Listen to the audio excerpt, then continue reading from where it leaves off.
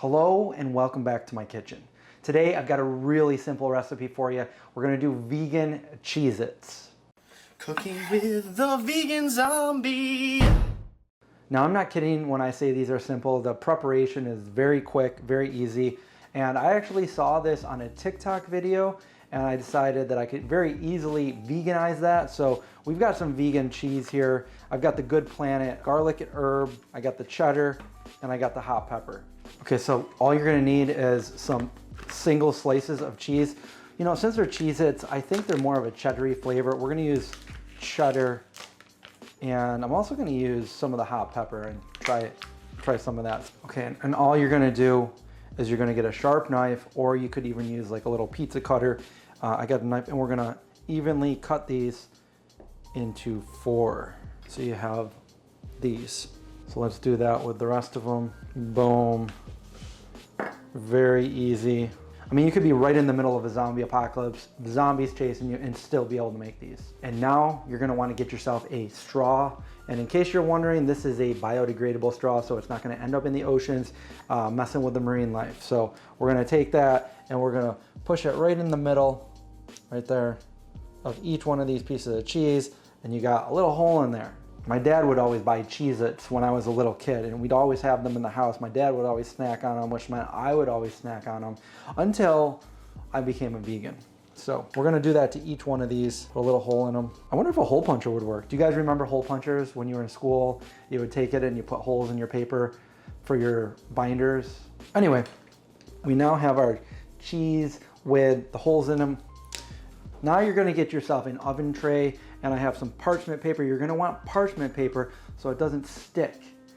From over here, we're just gonna place these on the parchment paper.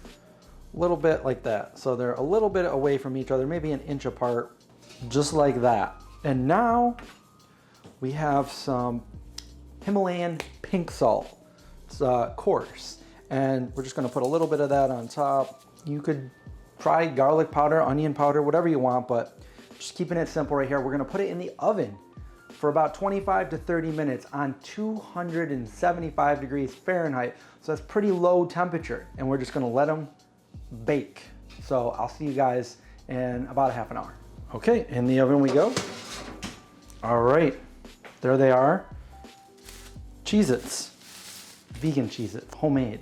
So here they are, that's what they look like, Cheez It. It looks like a Cheez It. It's really good.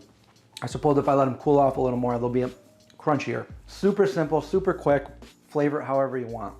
And because I put them on the parchment, look at that. There. There's a serving of Cheez Its, Cheez Its. And since this has been a super short video and I made snacks, I'm going to open this package.